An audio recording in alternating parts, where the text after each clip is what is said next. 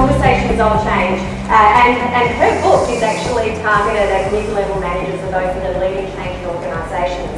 And for those that are working in change, we know that we can be great change practitioners, but unless the people that we're delivering change to and those managers that are managing those areas are skilled, it's very difficult to land change safely and well. So Jennifer is also a member of a number of professional associations, and she really is a thought leader in terms of change management worldwide. So I'd like to welcome Jen to share her insights. Thank you, Sinead. Thank you. One moment.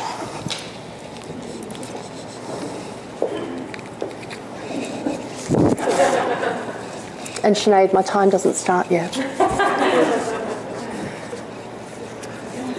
How's that? Yeah? All right.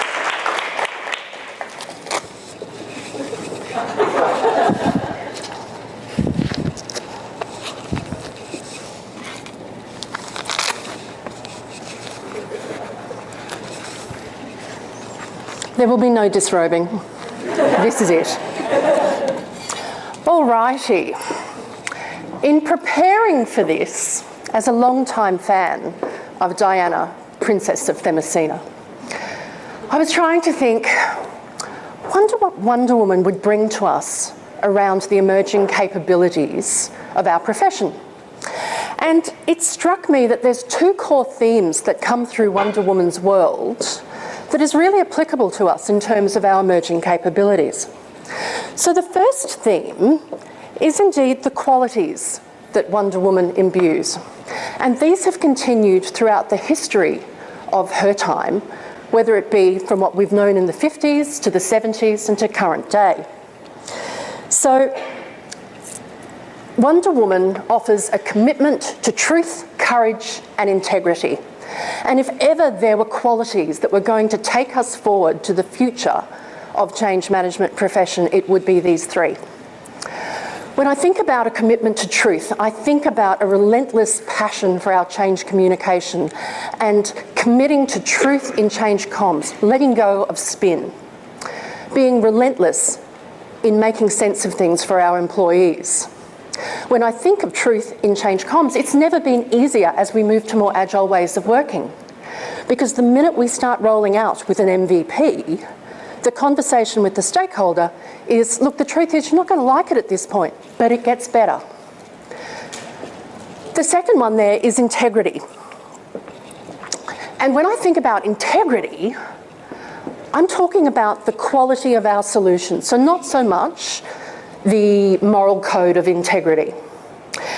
And it is incumbent on us as change practitioners that we protect ruthlessly the integrity of the solution design. That if we are faced with stakeholders and sponsors who are putting forward sloppy business cases, a careless disregard for the employees who are receiving the change, something that really, really sucks and expecting you to roll out, it is our role as change practitioners to protect the integrity of the change we land. The third one, we've just heard from our last speaker there, Helen, around courage. And courage is so crucial to how we move forward, because courage is important for us in terms of our ability to have the really difficult conversations with our sponsors and our stakeholders, to be the one to say that the emperor has no clothes on, right? It is incumbent on us to have that level of courage. As Wonder Woman said, as she went out to no man's land, if I don't speak for them, who will? It is us who needs that courage. And from the goddesses of the Amazon to the gurus of modern day change management, we can look to Daryl Connor and his work with high impact change practitioners.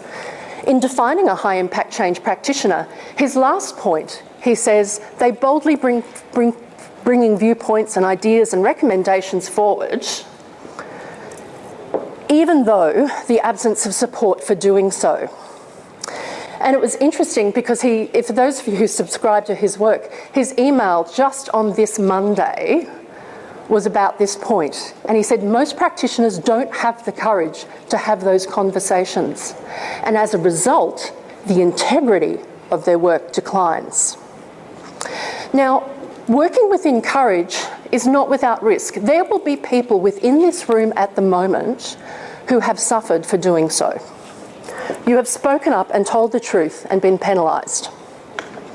Daryl Connor tells us that we must have the discipline to stay resolute in the face of pressure to concede. And I would argue that as a community, we must have each other's backs. We can look to the Amazons of Paradise Island and we back each other as a community.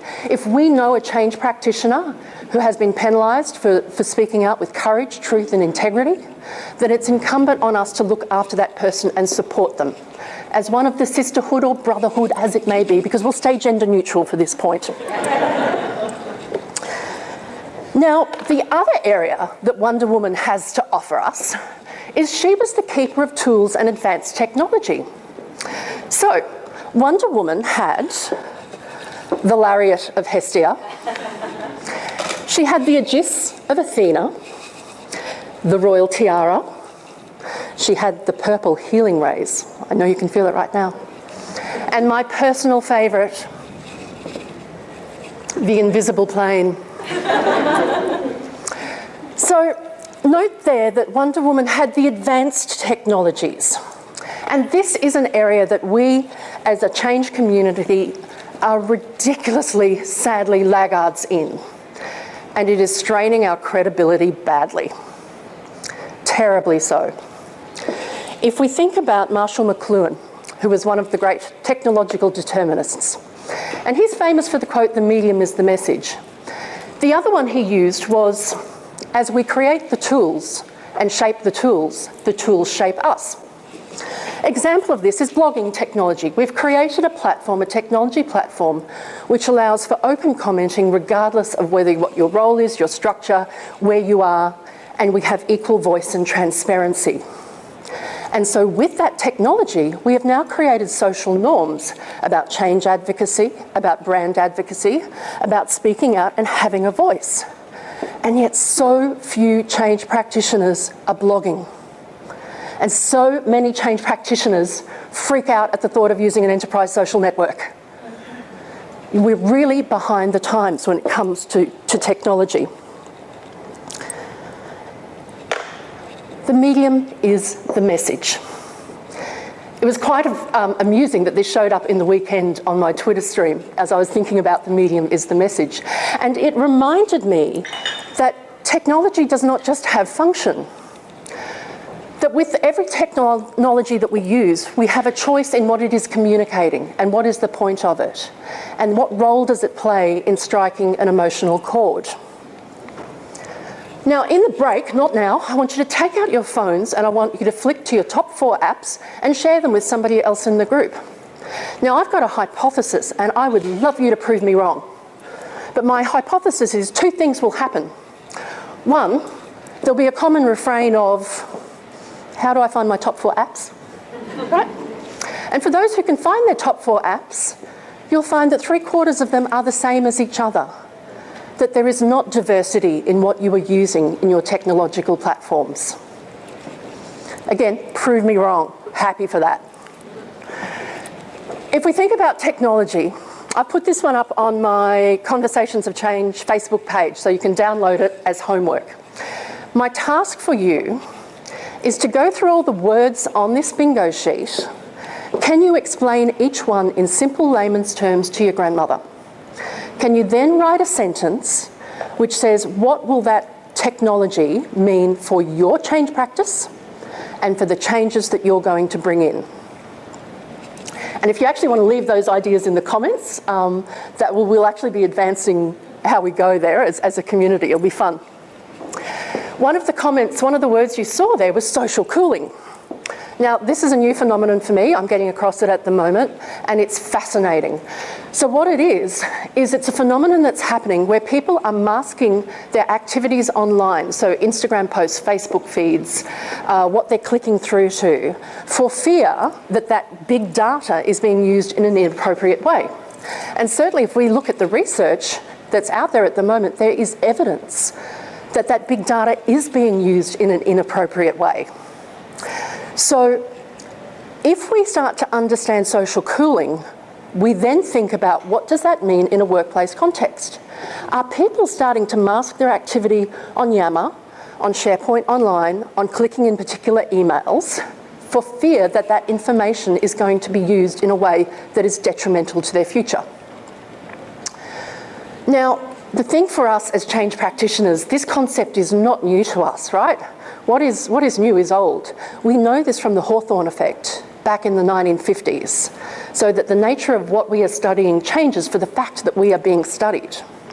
So we've already had these conversations with leaders around how do you interpret data from surveys. But if our organisations start using machine learning to make interpretive decisions on your change, based in an environment where you could have social cooling, you need to be ready to have that conversation with leaders. And if you don't know about social cooling, then you won't be able to do that. The future is everywhere. It's just randomly distributed, William Gibson said. And everywhere we go, there are pockets of brilliance and excitement and amazing things that change practitioners are doing. But it's just not, we don't know about it. We don't talk about it with each other. Here's a slide that I never thought I'd be showing, but anyway, work with me. Last year, I became a Pokemon hunter. And what did I learn through my time being Pokemon hunting? I learnt that the mundane and the mediocre becomes enthralling when you've got little monsters popping up all over the place. And I changed my behaviour. I walked more. Let's put that into the workplace. The mundane and the mediocre become enthralling when there is augmented reality. Behaviours change. My curiosity and willingness to engage with something which seemed really weird and stupid taught me great stuff about my change practice. How many people here listen to 1 hour of podcasting a week? Hands up. Okay, so that's about 10%. 2013, the stats in America tell us that over the age of 10, 12% listen to 1 hour of podcasting a year. By 2016, that stat is now up to 25% of Americans listen to 1 hour of podcasting a year. What does this tell us for our change communications? I'm actually not sure, but I don't want to be on the back foot when Moore's law catches up and change and podcasting is the norm in our change comms. So 12 months ago, despite incredible fear of doing it because I'm going to sound like an absolute idiot, and people won't like, there'll be ums and there'll be ahs and all this kind of thing, I started my podcast. And there's a few of you in the audience who have been guests on the podcast and can testify that as I go to start each recording, I'm struck with terror. I need courage to continue. But I ride with it because this is part of understanding how to structure a good podcast, what resonates, what works, what doesn't, so that I can then apply it into my change practice. And the third one, pole dancing. And I know you're all thinking, what does this have to do with change capability? Everybody needs a second career, right? No. 8 weeks ago, I took up pole dancing classes. And if you think about every day, we ask people to move from a current state to a future state, which is ridiculously uncomfortable, and they're going, there's no way I'm going to be able to do that. Well, let me tell you, I am the oldest in the class by 25 years. I'm the heaviest by 40 kilos. And I am up the pole doing tricks each week. I have learnt more about instructional design and the ability to have empowering language in people moving me from a current state to not quite future state, but we're on the way. It's been amazing and phenomenal. Again, massive courage I've had to bring to walk into that room. So how do we summarise this? We're going to need our courage, our integrity, and our truth to be able to scan the horizon for future technologies and things that are happening, synthesise the implications for those in our organisations, play with them so that we can build our mastery, adapt them to our practice, and then finally, we ask ourselves at the end, when we're wondering, what does the future hold? Well, What would Wonder Woman do?